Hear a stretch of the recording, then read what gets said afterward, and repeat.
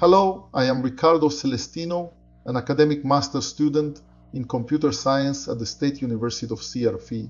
I am conducting my research in the area of requirements engineering, focused on the cybersecurity environment, more specifically on deception. In this presentation, I am going to explain a bit about my research, as well as the core concepts that guide it. This will serve as a basis to help you answer the questionnaire. I thank you in advance for your support and willingness to help. Let's start by talking about the concept of deception. Deception is the deliberate use of actions to lead the other party into making incorrect inferences.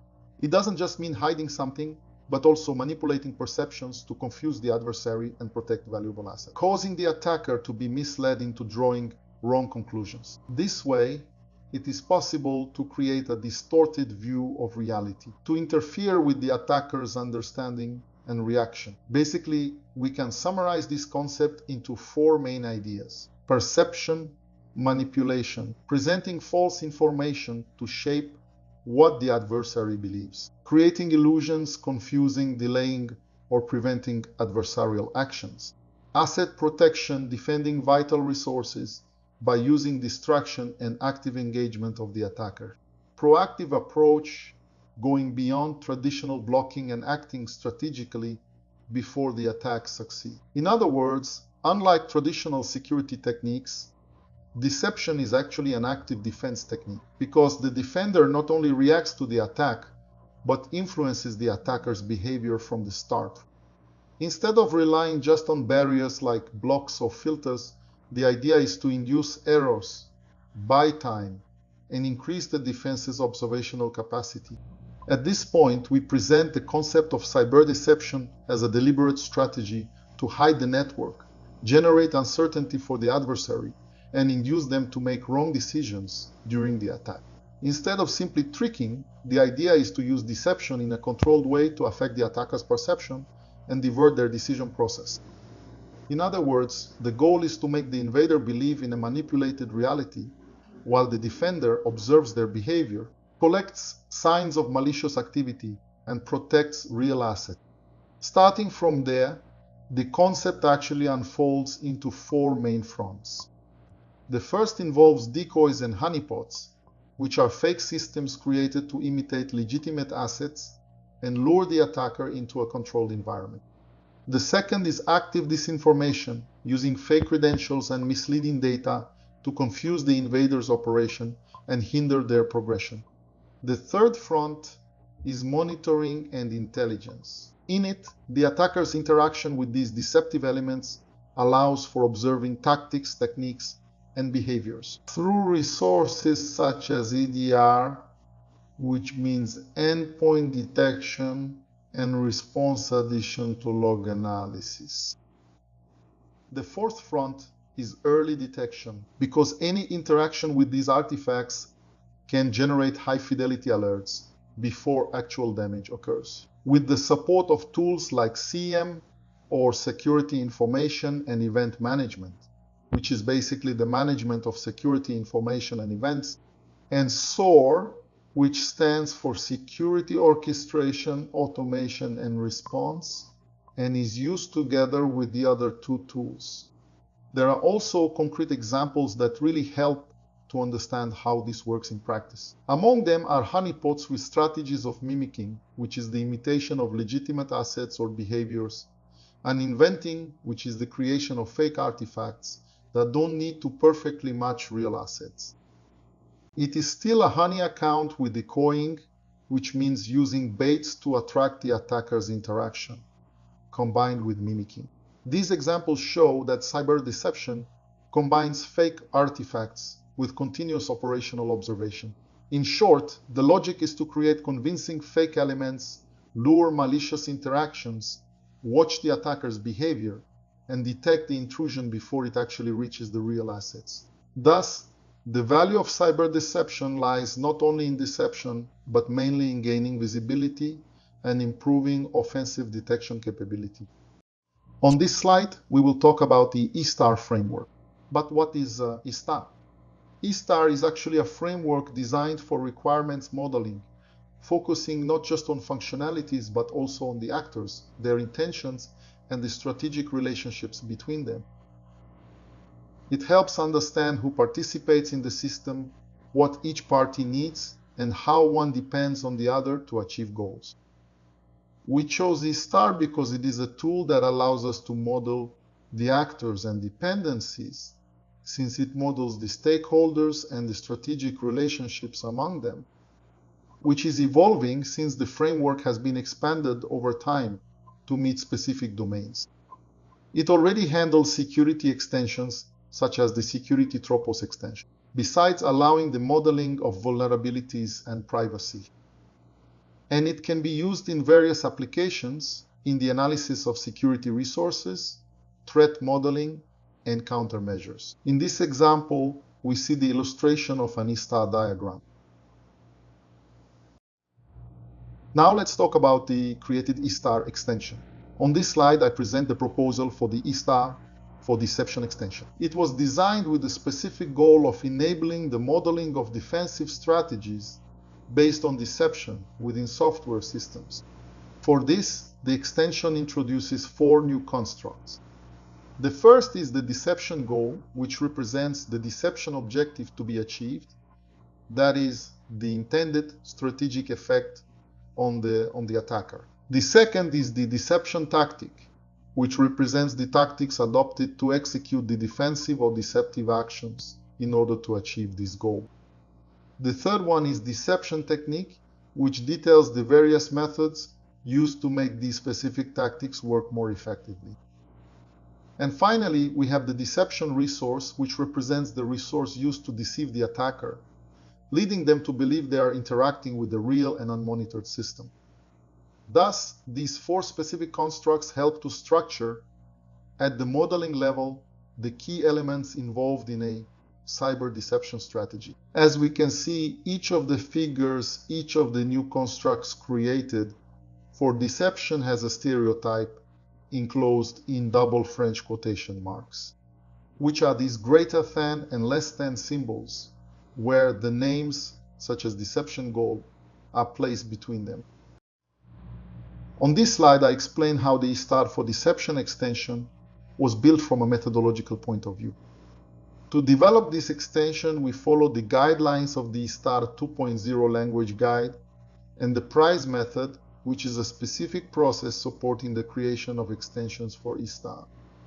From this, a meta model aligned with iStar 2.0 was developed.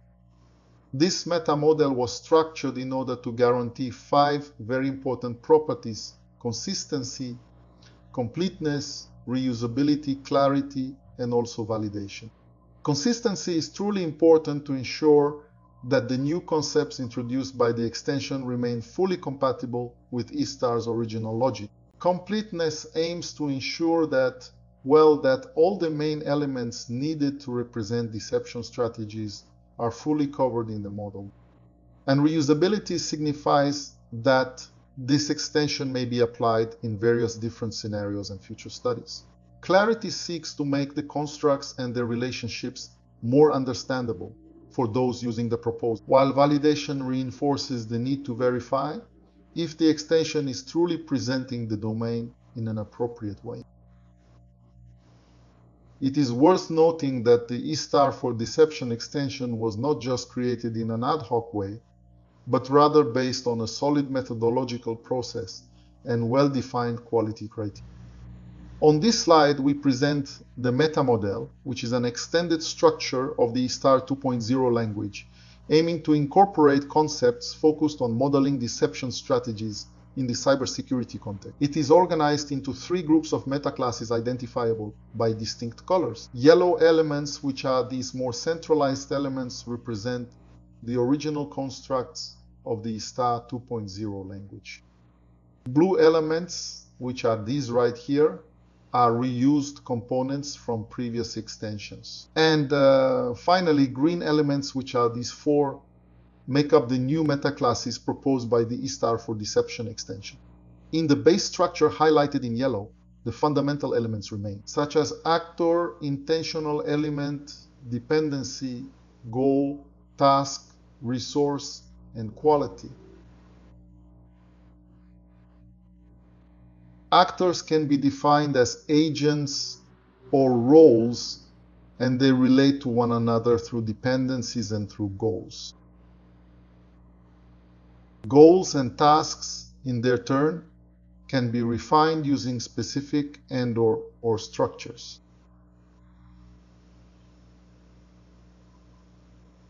Allowing for the modeling of composite logics. Resources and qualities qualify the goals, adding non-functional requirements to the modeling. The meta-classes represented in blue, these four right here.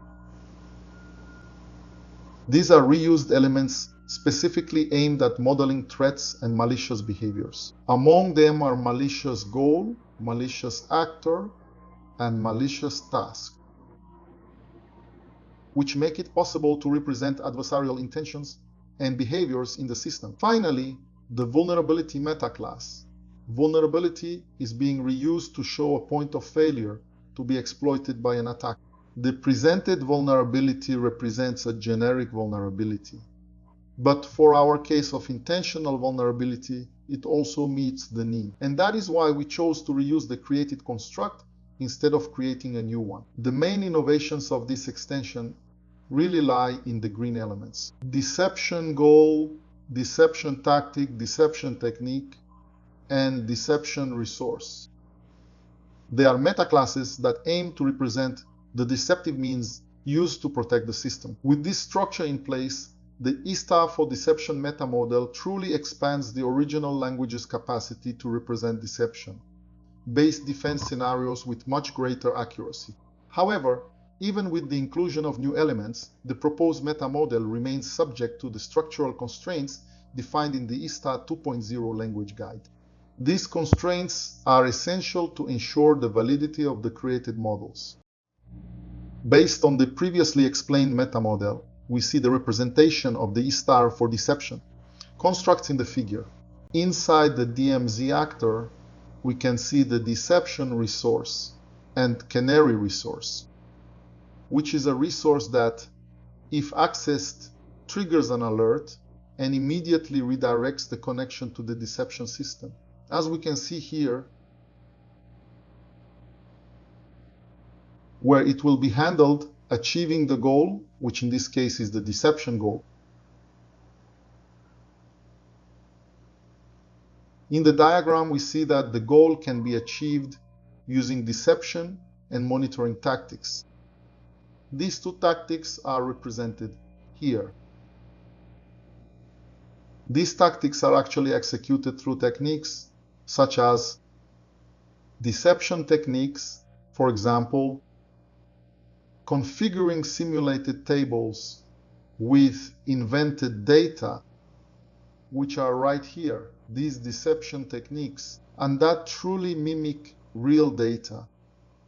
This point here with these three deception techniques. As can be observed, each of the new constructs is represented in the figure with its description enclosed in double French quotation marks. On this slide, I show an example of applying the reused and created constructs in the iStar diagram, using a Brazilian bank slip payment system as an example. In the attacker actor,